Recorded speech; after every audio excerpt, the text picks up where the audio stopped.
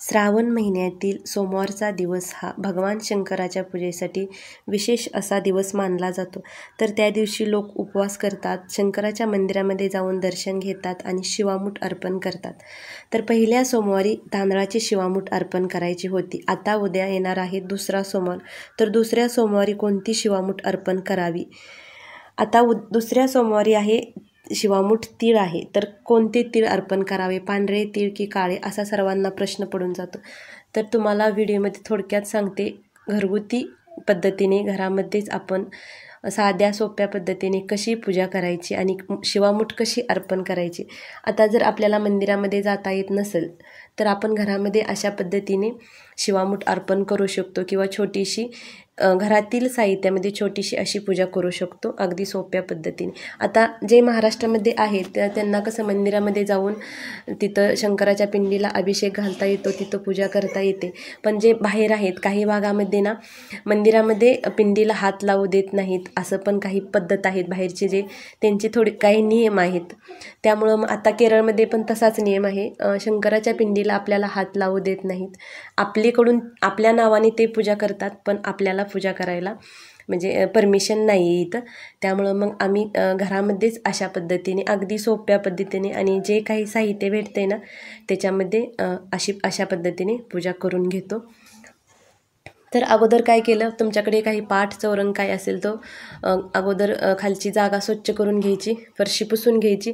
गंगाजल असेल तर गंगाजल टाकून स्वच्छ अशी फरशी पुसून घ्यायची. त्याच्यावरती पाट ठेवून द्यायचा. पाटावरती पांढरे कापड असलं तर अवश्य अंथरून घ्यायचं. पांढरे नसेल तर दुसरं कोणतंही अंथरलं तरी चालेल, काळं कापड सोडून. आणि नंतर मग अगोदर अग्निदेवांची पूजा करून घ्यायची. अग्निदेवांना खाली आसन द्यायचं. तांदूळ ठेवले तरी चालतील किंवा प्लेट ठेवली तरी चालेल. त्याच्यामध्ये आरती लावून घेतली. आरतीला हळदी कुंकू फूल अर्पण करून घेतलं. अग्निदेवांना नमस्कार करून घ्यायचा आणि आपल्या पूजेची कोणतीही सुरुवात गणपती बाप्पांपासूनच होते. त्याच्यामुळं अगोदर मग गणपती बाप्पा म्हणून मी सुपारी मांडते. तर अगोदर पाण्याने आणि नंतर दुधाने, कच्च्या दुधाने आणि नंतर पाण्याने असा गणपती बाप्पांना अभिषेक घालून घेतला. वक्रतुंड महाकाय सूर्यकोटी समप्रभ निर्विघ्नं कुरु मे देव सर्व कार्येषु सर्वदा. किंवा तुम्ही ओम गणगणपते नमः, ओम गणगणपते नमः असा मंत्र म्हणत जरी अभिषेक घातला तरी चालतो. खाऊची 2 पानं घेतली होती, त्याच्यावरती थोड्याशा अक्षदा ठेवल्या. त्याच्यावरती हळदी कुंकू वाहून गणपती बाप्पांना स्थान दिलं आणि कापसाचं वस्त्र केलेलं होतं ते घालून घेतलं. आणि लाल फूल असेल तर बाप्पांना आवर्जून लाल फूल अर्पण करून घ्यायचं, कारण गणपती बाप्पांना लाल फूल आवडतं. आणि नंतर मग गुळ खोबऱ्याचा नैवेद्य दाखवला. खाली पाण्याने चौकोन काढून घेतला आणि त्याच्यावरती गुळ खोबऱ्याचा नैवेद्य दाखवून घेतला.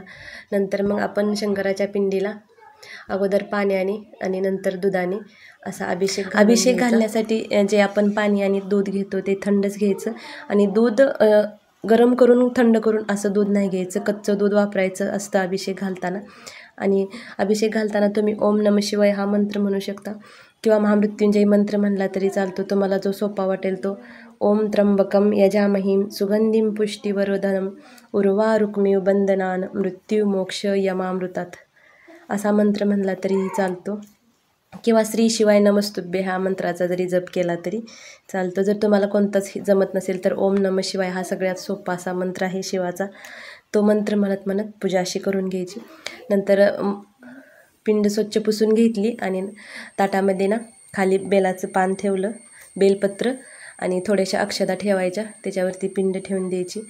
चंदन, नंतर भस्म असतो तो 3 बोटांनी असा शंकराच्या पिंडीला लावून घ्यायचा भस्म. नंतर कापसाचं वस्त्र घालून घेतलं. आता गावाकडे आपल्या धोत्र्याचं फूल फळ भेटतं, ते भेटलं तर आवर्जून घाला, अर्पण करा. नसेल तर मग जे काही तुमच्याजवळ अवेलेबल असेल ते तुम्ही घालू शकता. तसं काही नाही, देवाला ना भक्तीचा भुकेला असतो. आपण हेच द्यावं तेच द्यावं असं ना, अशी काही अपेक्षा नसते. आपल्याकडे जे भेटेल ते आपण अर्पण केलं तरी चालतं. पांढरं फूल असेल तर मग पांढरं फूल अर्पण करू शकता. बेलपत्र अर्पण करताना त्याचं देठ कट करून घ्यायचा आणि त्याला थोडंसं चंदन लावायचं आणि बेलपत्र हे पालथं अर्पण केलं जातं. ओम नमः शिवाय, ओम नमः शिवाय म्हणत आता तुमच्याकडे जेवढी असतील 5, 7, 11, 108 असतील तर अजून चांगलं भेटले तर तेवढीही तुम्ही अर्पण करू शकता. काही नसेल, एक जरी भेटलं बेलपत्र तरी तुम्ही ते एक बेलपत्र अर्पण करू शकता. आणि नंतर बेलपत्र अर्पण करून झाले की आता दुसऱ्या सोमवारी आहे शिवामूठ तीळ. तर तीळ कोणते तीळ वापरायचे, तर पांढरे तीळ वापरले जातात, काळे तीळ वापरायचे नसतात.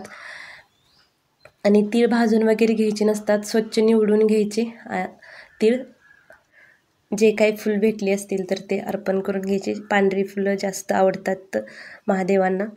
बाकी फुलं मी पाठीमागं असंच डेकोरेशनसाठी लावलेली आहेत. पांढरे आणि निळं फुल असं अर्पण केलेलं आहे त्यांना.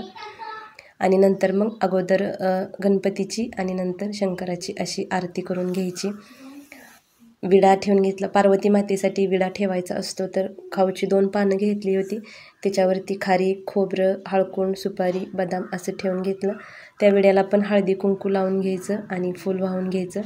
आता नैवेद्य म्हणून काही फळं असतील तर ते दाखवू शकता, किंवा खडीसाखर असेल तर, किंवा दूध साखर असेल तर तेही दाखवलं तरी चालतं. मग मी पाण्याचा खाली चौकोन काढून घेतला आणि त्याच्या वाटीमध्ये दूध आणि साखर घेतलं होतं. त्याचा महादेवांना नैवेद्य दाखवून घेतला. आणि केळी होत्या थोड्याशा, त्या पण नैवेद्य म्हणून दाखवून घेतल्या. तर अगदी साधी आणि सोपी अशी ना घरामध्ये पण आपण अशा प्रकारे पूजा करू शकतो. मंदिरामध्ये जरी जाऊन करता येत नसेल तर घरामध्ये आपल्याविषयी जे काही साहित्य आहे त्या साहित्यामध्ये अशी पूजा केली तरी चालते. आता दुसऱ्या सोमवारी तीळ अर्पण करायचे आहेत. शिवामूठ तीळ आहे, तर तीळ अगोदर स्वच्छ निवडून घ्यायचे. आणि तीळ ओले करून घेतले अगोदर तरी चालतात, किंवा मग मुठीमध्ये घेतले तरी वरून पाणी सोडलं तरी चालतं. दोन्ही पद्धतीने केलं तरी चालतं.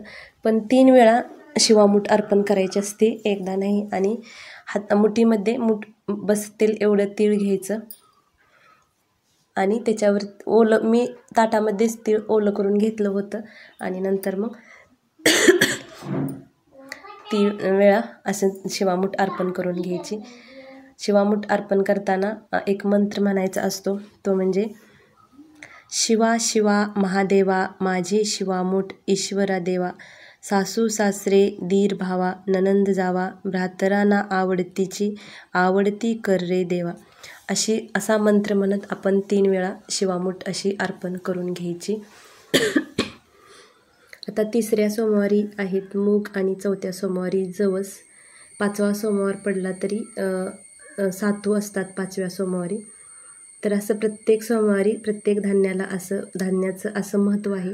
पण आता काही जणांचं जर पहिला सोमवार चुकला असेल, काही मासिक अडचण असते किंवा सुतक असेल, तर पहिल्या सोमवारी जे तांदूळ होते ते आता दुसऱ्या सोमवारी नाही अर्पण करायचे 3 मूठ. दुसऱ्या सोमवारी तीळ आहेत तर तीळच अर्पण करायचे आपण. आणि तिसऱ्या सोमवारी मूग आणि चौथ्या सोमवारी जवस अशी मूठ अर्पण करायची.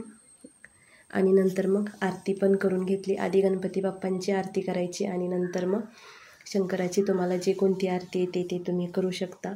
आणि त्या दिवशी जेवढं जमल तेवढं तुम्हाला 1 माळी किंवा 3 माळी असा आपण जप करू शकतो. ओम नमः शिवाय या मंत्राचा केला तरी चालतो, किंवा महामृत्युंजय मंत्राचा केला तरीही चालतो. आपल्याला जो कोणता सोपा मंत्र पडेल त्याचा पूजा केली की तिथंच शिवाच्या पुढं बसूनच ना 3 माळी किंवा 1 माळी असा जप करून घ्यायचा. आणि ही पूजा शक्यतो सकाळी मांडून घ्यायची. जर तुम्हाला जमत नसेल, तुम्ही वर्किंग वुमन असाल तर मग संध्याकाळी मांडली तरीही चालते, प्रदोष काळामध्ये मांडली तरीही चालते. पण शक्यतो सकाळी जमले तर सकाळीच आवर्जून मांडा.